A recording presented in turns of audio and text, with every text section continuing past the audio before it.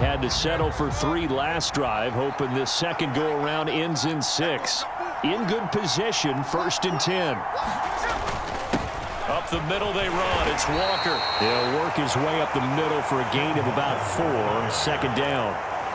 And I know you, with every carry, especially in overtime, you're just saying, if you're that ball carrier, hold on to the football. Hold on to it, protect it, but not necessarily settling, because you're trying to get to the end zone. You're trying to end the game right here. And I know the defensive guys, poking, clawing, raking, trying to knock the ball free and protect their end zone. Yeah, like you alluded to, especially this part of the field. They'll try for the first with Walker. And he'll be tackled about 2 yards shy of the line to gain. A 1-yard pickup leads to 4th down. And with just 9 seconds left in overtime, we get whistles and a timeout. A big call here in overtime. They're going for it on 4th down.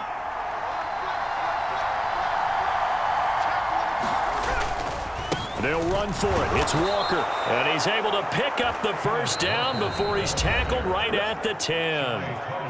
Now a timeout called for by the offense. That's their 2nd and last timeout here in the overtime session. We'll be back.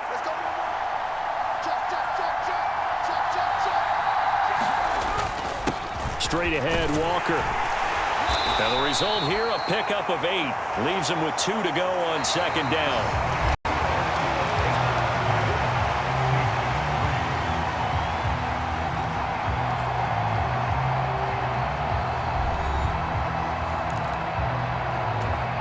They come out with 1 back and 3 tight ends.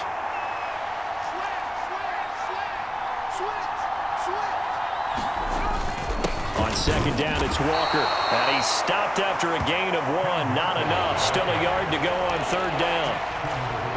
Heavy set out there on 3rd and 1.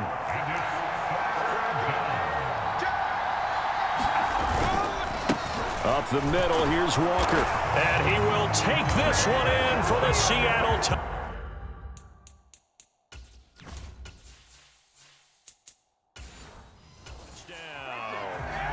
Ken Walker. It's a 1-yard touchdown run.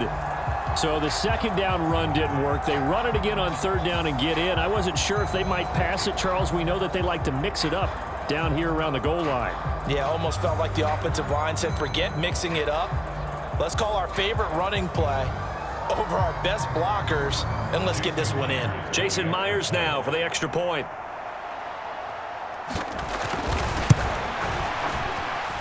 And he'll put it through, and that evens us up at 10 apiece.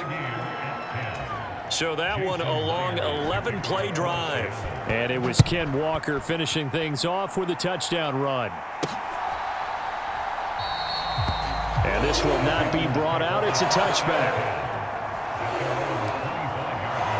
The Panthers now set to take over offensively. So both of these teams, Charles, coming off touchdowns now, but this offense, they just had to stand on the sideline, watch their opponent author a really impressive drive to reach the end zone. Yeah, and I think you're not telling yourself the truth if you don't think there's some one-upsmanship going on right now, because they just had their touchdown answered by a drive of double-digit plays that also found the end zone.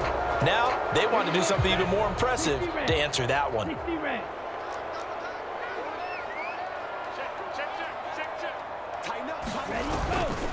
Now a run with Hubbard. And he'll get a good bunch of that penalty yardage back, but he's also tackled inbounds. On any explosive run, you can almost feel the ground shaking, and that's from the offensive linemen creating space for their runners. I had an old coach tell me before, they always told his runners, run around the offensive line in pregame. Get used to the ground shaking so you don't trip and fall when it happens in a game.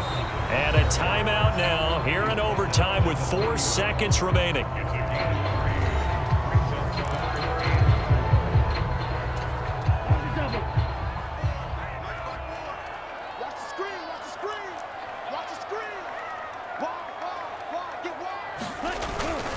On 3rd down, they turn to Sanders. And they get him down, but not before he takes it across the 40-yard line. The OT clock hits 0, and we're still not done. We'll switch sides and need at least one more OT to decide it after this.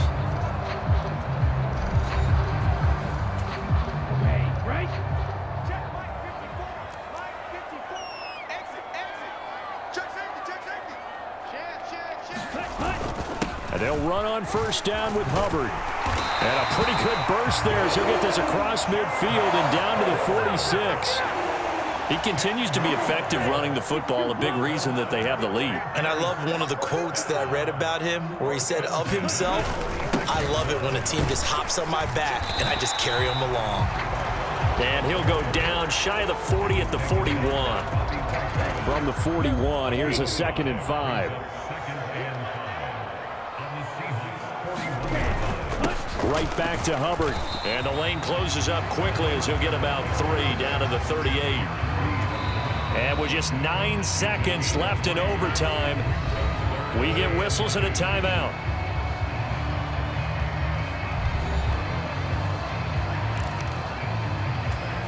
Trying to keep the drive going here. This is play number 7 on 3rd and 2. They'll try and run for it with Sanders. And he's able to get it to the 33. Good enough for a first down. Now a timeout called for by the offense. It'll be their 2nd and final timeout, remember, here in overtime. We'll be back.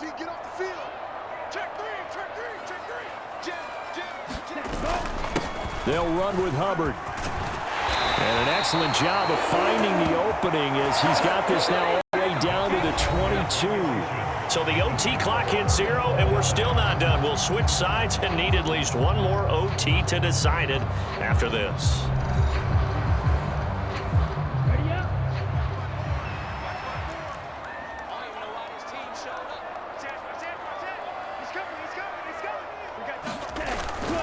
First down, they'll stay on the ground with Hubbard. He takes it to the 15, a nice display of power. That gives him a nice pickup. Here's 2nd and 3.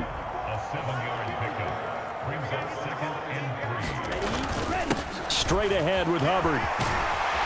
And he's brought down.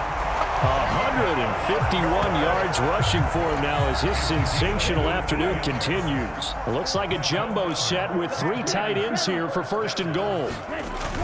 Hubbard. And he's into the end zone for the touchdown and the game winner in OT.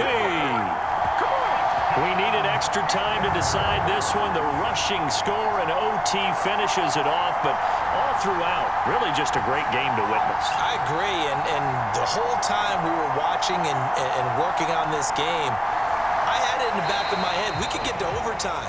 Just the way this game went, the ebb and flow of it all, and then to get there and finish it what I would call an old school way, a running play, because in today's NFL, we throw the ball to ring the bell, don't we? Not there. They ran it in. And again, just a great, great game that we bore witness to. Well, Charles, a very simple mission anytime that you play on your home turf, and that is to defend your home turf. And today, that mission was accomplished. Look, every offseason, every preseason, the head coach goes in front of the team and says, the mission for the season, defend our home field every time, split on the road, and we'll be in the playoffs. That's why defending the home field is vital. So that'll do it for us. For Charles.